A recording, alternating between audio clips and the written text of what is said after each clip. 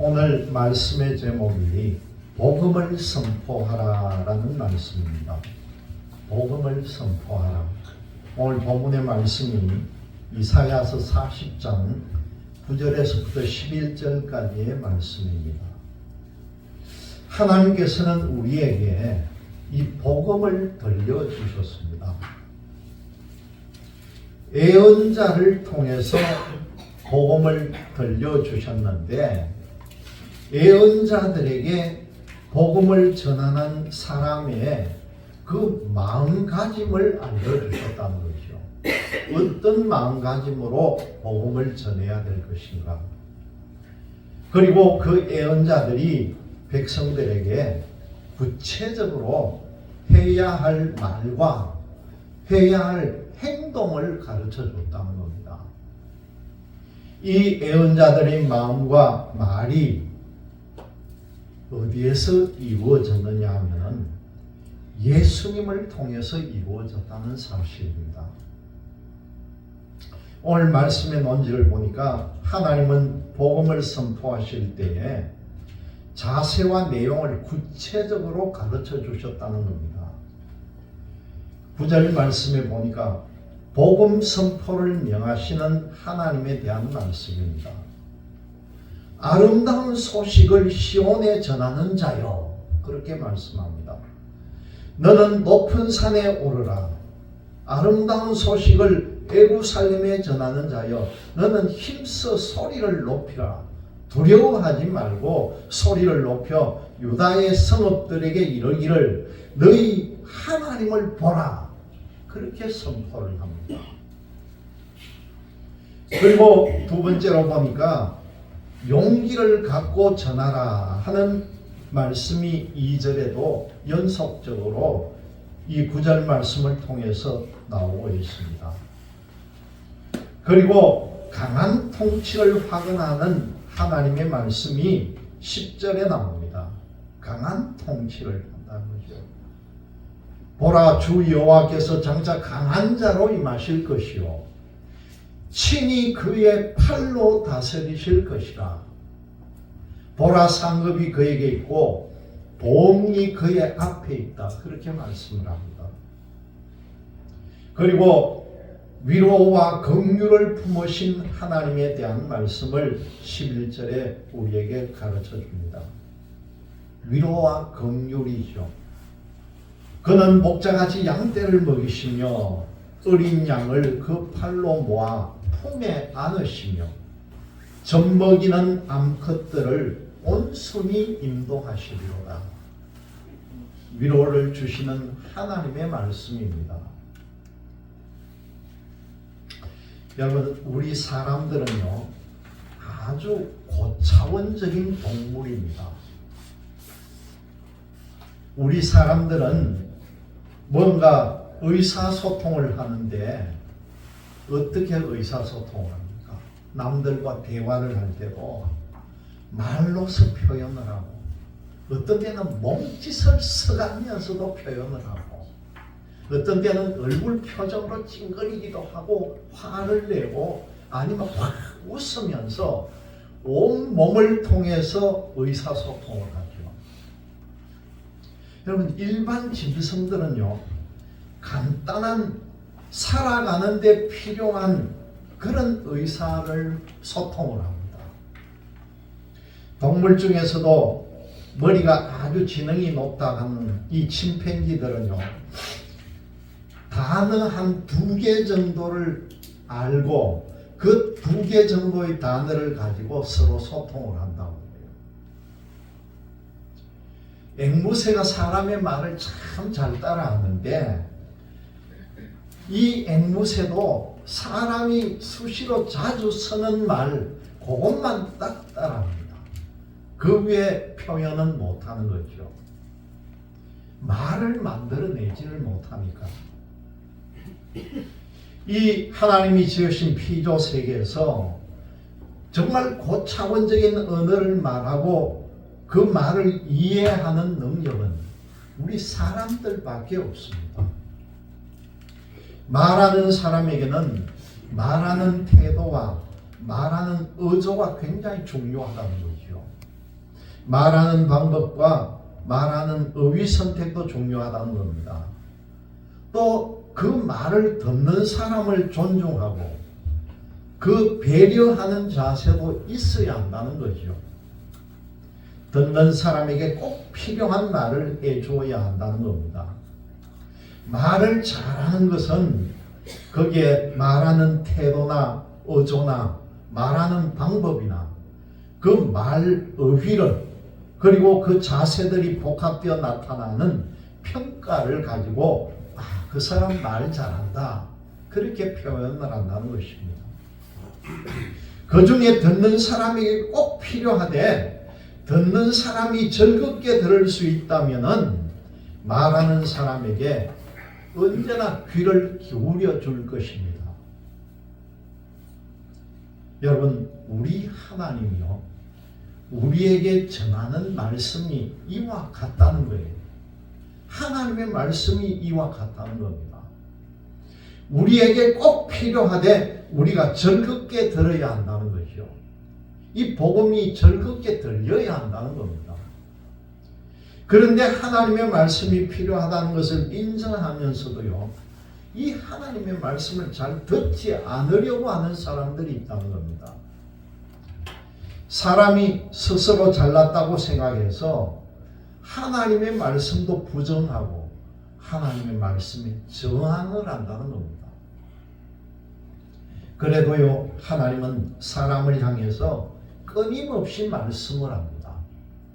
에스겔서 3장을 보면은요, 듣든지 안 듣든지 말씀이 들려야 한다, 그런 대목이 나옵니다. 오늘 첫 번째 말씀을 9절 말씀을 통해 보면은 복음을 선포하시는 명하시는 하나님에 대해서 나옵니다. 하나님께서 사람에게 말씀하시는 방법이 여러 가지가 있습니다. 구약에 보면은 하나님께서 직접 사람들에게 나타나셔가지고 말씀하신 적이 있고요. 아니면은 천사를 동원을 해서 말씀하시는 방법도 있습니다. 그리고 어떤 데는 때로는 사람의 모습으로 나타나셔가지고 말씀하신 적도 있고요. 또 어떤 경우에는 보니까요, 이방인들이나 아니면은 짐승의 나귀의 입을 통해서도 하나님께서는 말씀을 해주십니다. 그 중에 하나님이 가장 많이 사용하신 방법이 뭐냐고 하면은 이 예언자들을 통해서 말씀을 전하게 하는 방법입니다. 하나님께서 당신의 말씀을 전할 예언자를 불렀습니다. 오늘 본문에 보면은 아름다운 소식을 시온에 전하는 자여, 아름다운 소식을 예루살렘에 전하는 자여 라고 하면서 예언자들을 부르는 소리가 있다는 것입니다. 여기 아름다운 소식은 바로 말 그대로 복음을 의미합니다. 아름다운 소식이 복음이죠. 복된 소식이 복음이죠. 시온과 예루살렘은 복음을 들어야 할 대상들입니다. 하나님은 이처럼 복음을 들을 대상을 정해놓고 그 대상에게 복음을 전할 사명을 가진 사람을 부르신다는 겁니다. 예언자들이 와서 하나님의 말씀을 들은 것처럼 이것이 바로 예언자들의 예언의 초점이시고 가장 큰 예언자이셨던 예수님께서 오셔서 이제 하나님의 말씀을 전하셨다는 것이죠. 여러분, 예수님의 말씀이야말로 우리에게 복음이어야죠. 예수님 그분, 예수님이 오신다는 소식이요, 우리에게는 가장 큰 복음입니다. 하나님께서 아들 예수님에게 하나님 나라의 복음을 전할 그 사명을 맡기셨다는 겁니다. 예수님께서는 오직 아버지 하나님의 말씀만을 전했습니다. 예수님께서 보면은요, 요한복음 14장 24절에 이렇게 말씀합니다. 너희가 듣는 말은 내 말이 아니요 나를 보내신 아버지의 말씀이다. 그렇게 말씀합니다. 예수님이 전하는 그 말씀은 내 말이 아니라 나를 보내신 아버지 하나님의 말씀이라는 거죠. 두 번째 보니까 용기를 가지고 전하라는 하나님의 말씀에 대해서 나옵니다.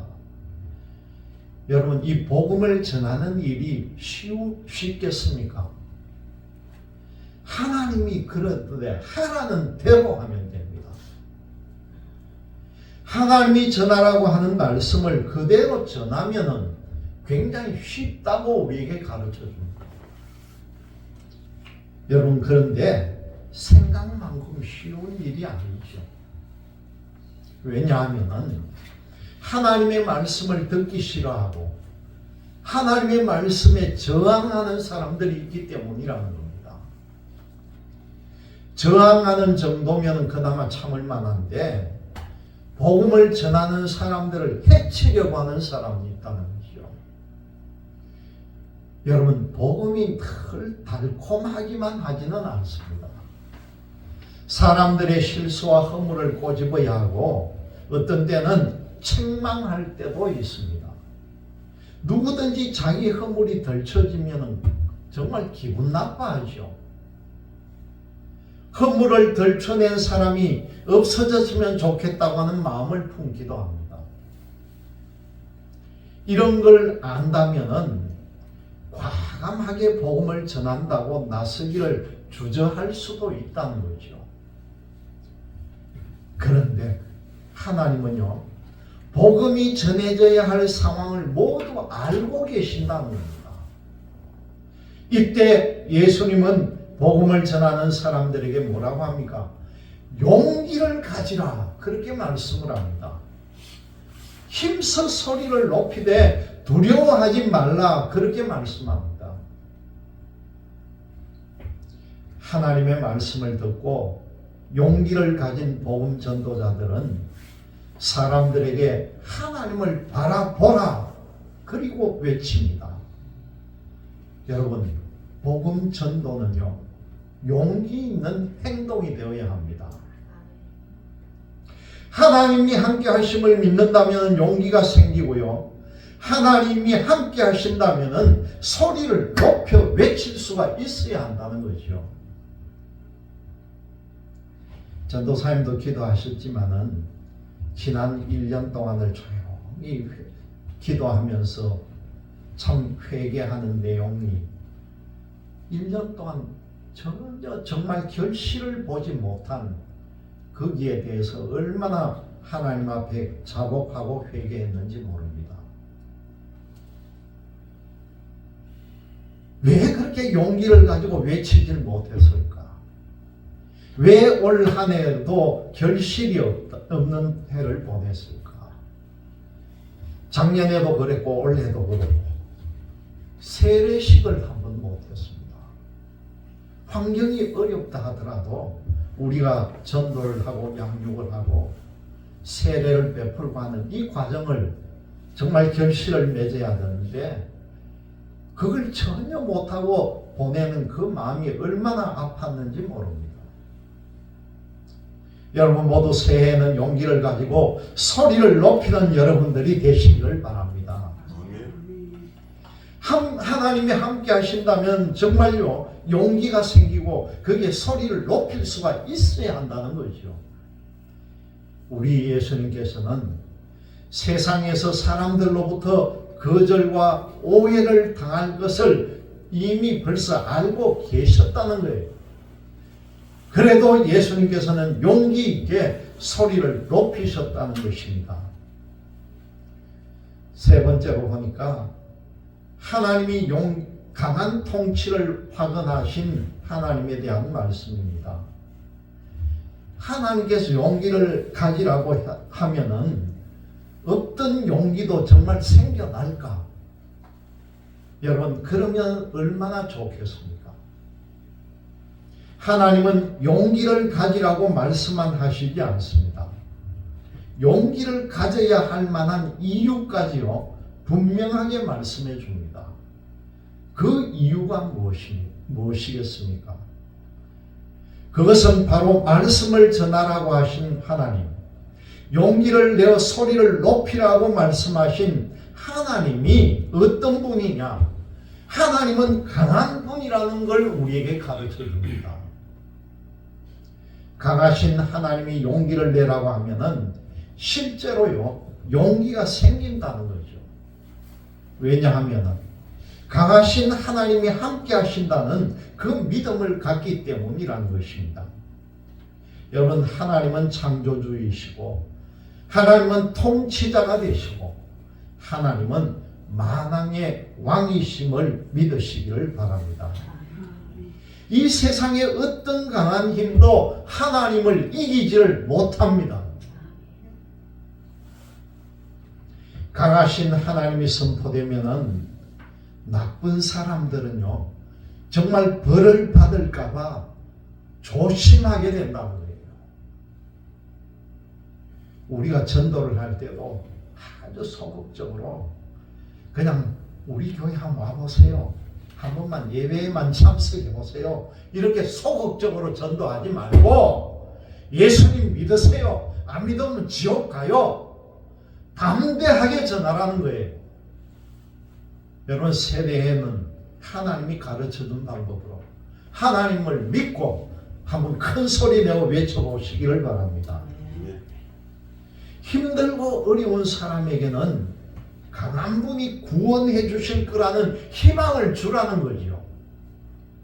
거기다가 강하신 하나님이 직접 백성들을 다스린다는 믿음을 가지시기를 바랍니다. 하나님의 강한 팔이 백성들을 끌어안아 주실 것입니다. 하나님이 백성들을 심판하고 상을 주시든지 아니면은 보응을 하신다는 사실입니다. 하나님께서 백성들의 상황과 말과 그리고 행동을 모두 알고 계시기 때문이라는 거죠. 이제 성탄절을 앞둔 우리가 예수님을 기다리고 있습니다. 예수님은 하나님의 마음을 가지셨습니다. 예수님은요, 하나님의 아들이시기 때문에 예수님께서는 강하다는 거예요. 그리고 우리를 품어주신다는 것입니다. 우리는 강한 분의 통치 아래 있고 보호받는 것을 꼭 믿으시기를 바랍니다. 네 번째로 보니까 위로와 긍휼을 품으실 하나님이라는 사실입니다. 사람들은요, 일반적으로 보면은 강한 존재를 보면은 두려워합니다. 강한 존재에게는 자비심이나 동정심이 없을 거라고 생각한다는 거죠.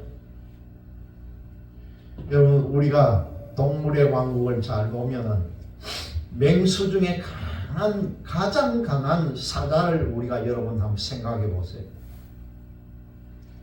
그 암사자 특별히 보면은요, 일반 풀을 뜯어먹는 동물들에게는 이 사자라는 존재가 얼마나 무섭고 두려운 존재인지 모릅니다.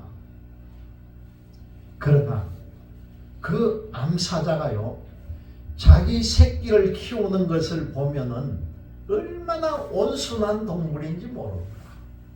그 새끼들이 어미에게 붙어가지고 젖을 먹으면서 어미를 해코지하고 귀찮게 해도 그 새끼들 끌어만지고 보살피고 하는 걸 보면은 저게 정말 사자가 맞나?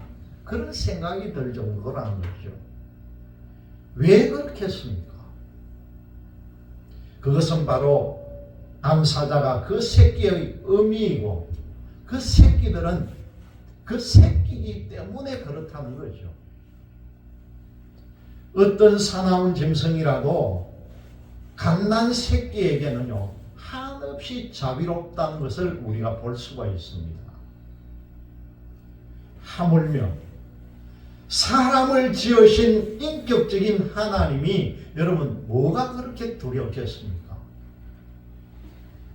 세상의 어떤 종교는요, 그 자기들의 신을 생각할 때 사람들에게 벌을 주는 두려운 존재로 인식되게 한다는 겁니다.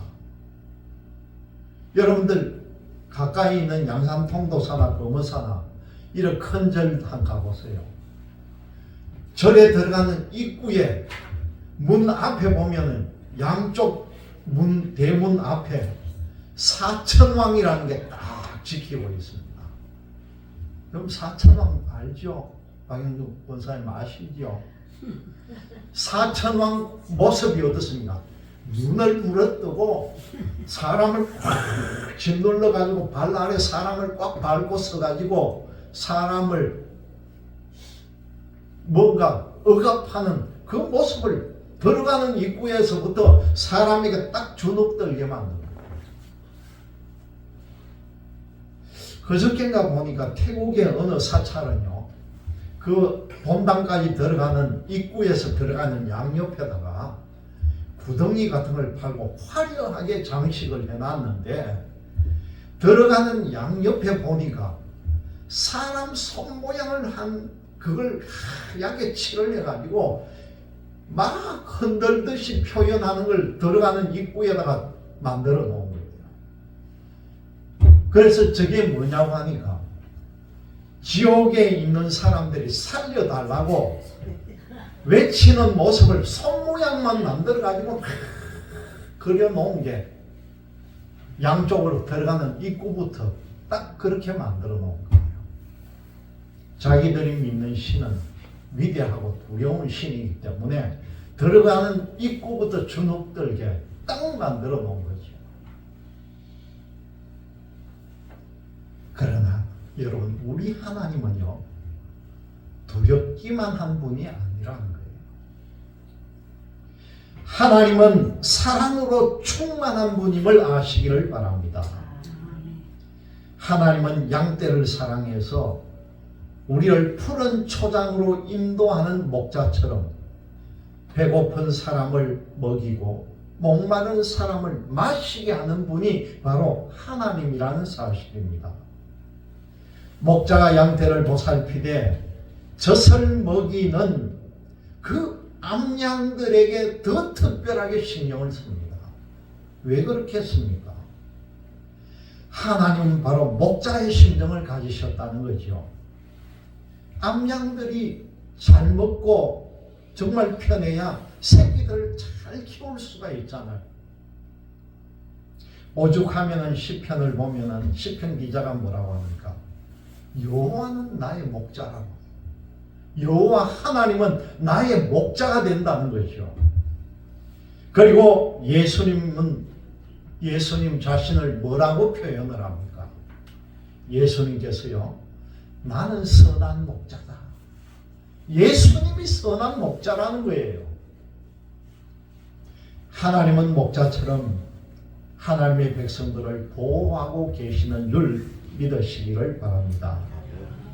하나님께는 위로와 긍휼이 있습니다. 그 위로와 긍휼이 바로 성탄절을 앞둔 우리에게 충만하게 임하신 줄 믿고 나아가는 여러분들이 되시기를 주님의 이름으로 기원드립니다.